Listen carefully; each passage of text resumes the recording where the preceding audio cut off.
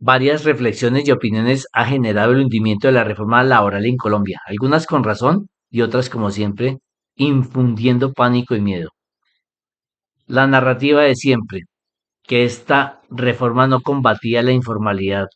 Y yo les pregunto, ¿qué reforma anteriormente o en qué gobierno se combatió la informalidad? No en vano se ha llegado a un 65%, casi un 65% de informalidad en el país.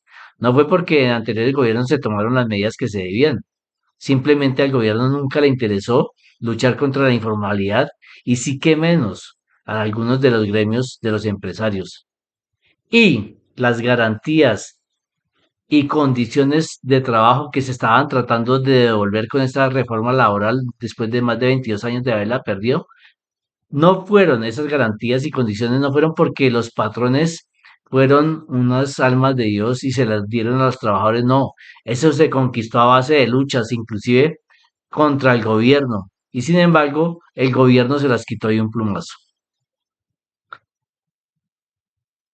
Hoy voy a analizar, no totalmente, sino en parte, un artículo que se publicó el martes 25 de marzo de 2025 en el periódico El Tiempo, una entrevista que la señora Marisabel Rueda en su sección Cara a Cara le hizo al presidente de FENALCO.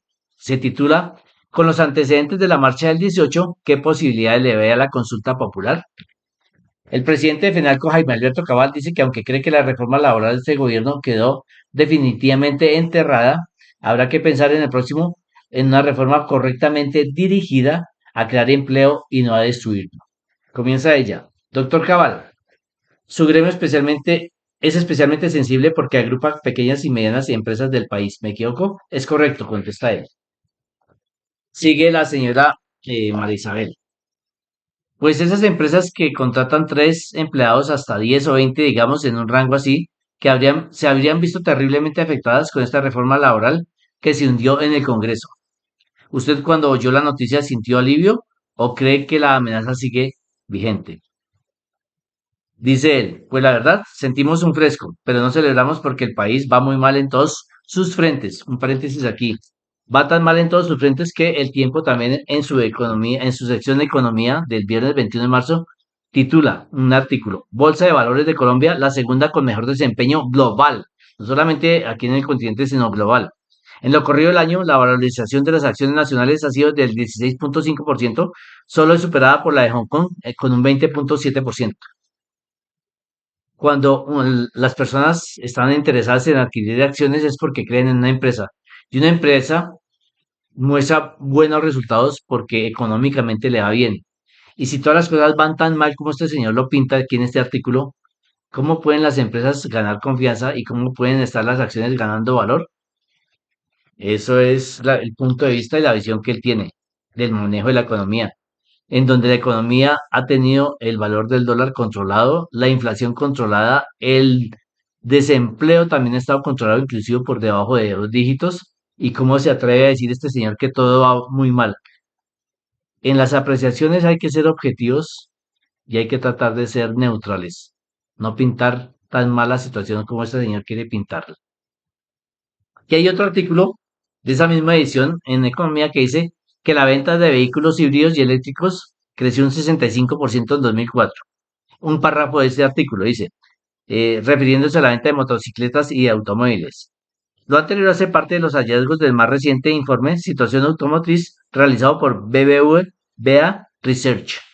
Allí se advierte que si bien la recuperación de las ventas de esta industria en Colombia va por buen camino, en medio de un ambiente de menores tasas de interés, mejor crecimiento económico y del empleo y un mejor comportamiento esperado del consumo de bienes durables y de la inversión en maquinaria y equipo, estas todavía continúan rezagadas frente a otros países y son bajas con relación al ingreso promedio de sus habitantes.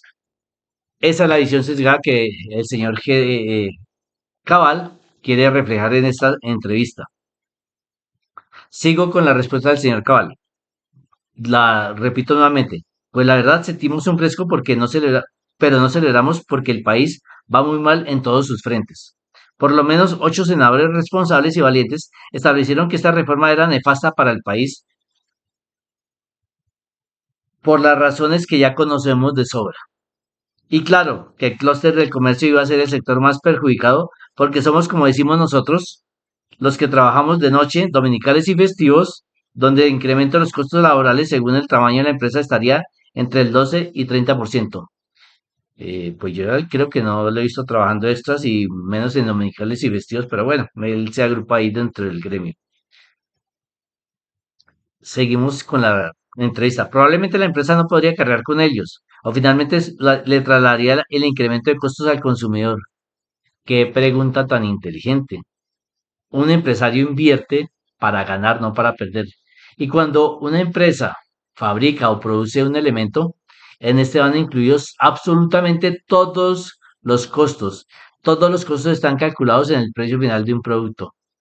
Llámese los costos de empleo, horas extras, dominicales, recargos, servicios públicos, etcétera, etcétera. Todo va incluido en ese precio. Entonces contesta el señor Cabal, se vuelve inflacionario.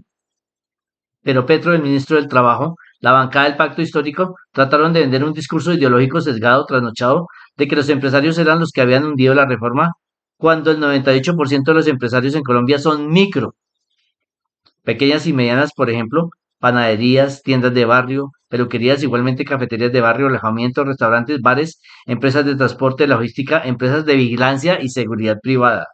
Un paréntesis, bueno, ahorita les digo, es un sector donde está la clase media y baja del país que hace empresa y que al no aguantar la carga laboral, pues obviamente terminaría despidiendo a muchos de sus empleados o no contratando dominicales y festivos. Muchos, por ejemplo, con los que hablamos pensaban hacer procesos de automatización, entonces la destrucción del empleo iba a ser increíble. Dos observaciones a esta respuesta. Una empresa que no se preocupa por modernizarse, por automatizarse, está condenada a la desaparición. Empresa que no renueva, que no se moderniza, desaparece. Sencillo como eso. Entonces, esta respuesta es muy boba. Y en cuanto, por ejemplo, a las pequeñas industrias, a las pequeñas empresas de vigilancia, empresas de transporte y logística, empresas de vigilancia y seguridad privada. Una empresa de vigilancia en un puesto de 24 horas emplea, supongamos lo normal, en dos turnos de 12 horas cada uno, le pagará al trabajador 2.4 millones, estoy siendo optimistas. Y ella cobra más o menos entre 10 y 12 millones por ese puesto en estrato 4. ¿Qué hacen con el resto del dinero? Sí, yo sé que tienen que asumir otros costos como los costos laborales, pensión, etcétera, etcétera, pero les queda muchísimo dinero. Porque en estos dos puestos gastarían 4,5 millones y les quedan fácilmente más de 6 millones. ¿Esto se considera un mal rendimiento de la inversión? El señor Cabal como que yo no sé en qué realidad vive o qué gremio representa porque no está actualizado en lo que él representa. Otra pregunta que dice ella. Desde el principio se dijo que esta reforma no construía empleo, sino que lo destruía. Ahí están los estudios del Banco de la República y de Desarrollo que lo demuestran. Hoy voy, repito, ni siquiera el señor Cabal conocerá esos estudios porque yo estoy buscando, no he encontrado un estudio más reciente que el 2023, cuando la reforma laboral era otra, y en ese estudio del 2023 habían referencias a estudios de la década anterior, inclusive del 2012, cuando las condiciones laborales también eran muy diferentes. Entonces no he podido encontrar qué razones aducen ellos para que asumir y para decir con toda la certeza que iba a destruir puestos de trabajo. Y como hemos visto, el desempleo ha disminuido en los últimos años, a pesar de que el salario mínimo ha subido en más alto porcentaje del que sugerían en ese entonces los empleadores y algunos politiqueros del momento. Entonces, es la narrativa que siempre venden es infundiendo terror y miedo al trabajador para que sea sumiso y asuma como ley lo que ellos dicen. Dentro de las preguntas que hacen interesantes, ella dice que eh, al presidente supuestamente no le preocupa la situación del país, del empleo. Y en la siguiente pregunta dice, y ni hablar de la desconfianza interna, que todo esto que está sucediendo genera desconfianza y la desconfianza interna que se genera. por la supuesta situación que estamos viviendo. Él responde, pues según el Banco de la República, los colombianos cada vez están invirtiendo más afuera. Las cifras son muy preocupantes. Dicen que entre 2023 y el 2025 se ha multiplicado por cuatro el flujo de capitales de los colombianos invertidos afuera. Entonces estamos en el peor de los dos mundos. Ni los extranjeros quieren venir a Colombia, a invertir en Colombia y los colombianos quieren salir a invertir afuera. Durante el gobierno del señor Álvaro Uribe Vélez, al finalizar su segundo periodo, se demostró que la inversión extranjera fue récord. Se trajo mucho capital extranjero, sin embargo, ello no mejoró el empleo, no combatió la informalidad y no mejoraron las condiciones de los empleados. Toda esta narrativa que ellos venden es para asustar a la gente y que se asuma con total sumisión lo que ellos quieren para el país. Eh, Dentro de otra respuesta, él llega y dice, bueno, a raíz de todo este panorama que él pinta, que la desconfianza de la inversión de los colombianos afuera, ella contrapregunta, una situación delicada. Entonces él contesta, me hacía una pregunta al inicio, sí, que si había sentido algún tipo de alivio con la caída de la reforma laboral o si quedaba preocupado de que esto no va a parar acá. Pues es cierto lo segundo, este gobierno es muy mal perdedor. Ojo con lo que dice aquí. El Congreso es bueno cuando le saca sus reformas y salen a tomarse la foto, pero es malo cuando es adverso a sus intereses. Además insulta, no respeta las decisiones, les dicen tiranos, dictadores, corruptos y los acusan de bloqueo institucional. El señor Cabal lo que no piensa y lo que no analiza, no sé si la capacidad mental le hay para ello, es que el Congreso está representando realmente a sus votantes. La gente se siente representada por el Congreso. No, señor, aquí no está sucediendo eso. De ahí el inconformismo con el Congreso. Hagamos una consulta acerca de la imagen del Congreso y de sus miembros a ver si están representando al colombiano que votó por ellos. Nada más alejado de la realidad. Esto lo que nos está demostrando es que nos están infundiendo miedo, no se quieren regresar las garantías y las condiciones laborales que se tenían hace años y quieren seguir en lo mismo. No les preocupa para nada el cambio.